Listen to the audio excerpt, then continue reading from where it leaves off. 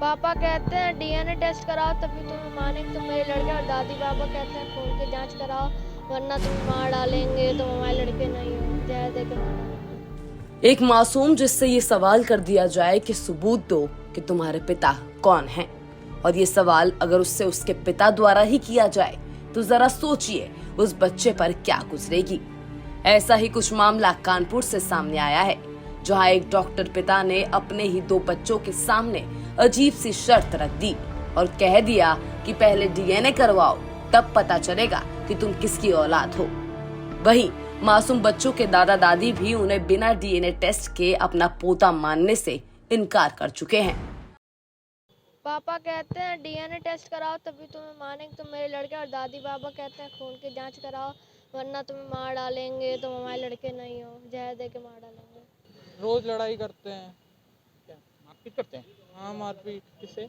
Mummy से। तो आप बचाते हैं उनको? हाँ, बचाया है कई बार, 2-3 बार तो बचाया ही। दादा दादी को नहीं समझाते हो? शुरू कभी प्यार नहीं करते? नहीं। डॉक्टर की पत्नी का भी कहना है कि शादी के 17 साल बाद पति और सास ससुर उसे और उसके बच्चों को प्रताड़ित कर रहे हैं और घर से बाहर निकल जाने की बात कहते हैं।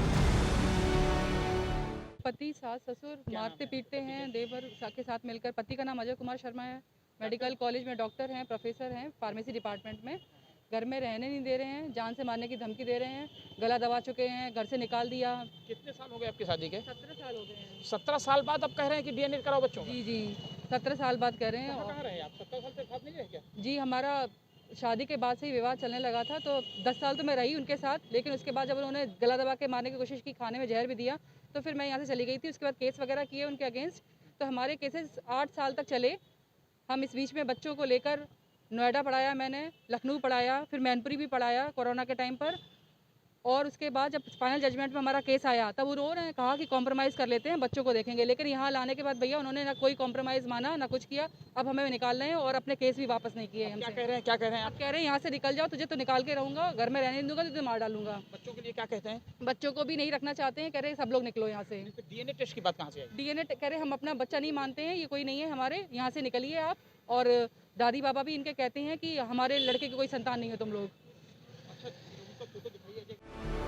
अब इस पूरे मामले में पुलिस कमिश्नर ने जांच कर कार्रवाई का आदेश दे दिया है।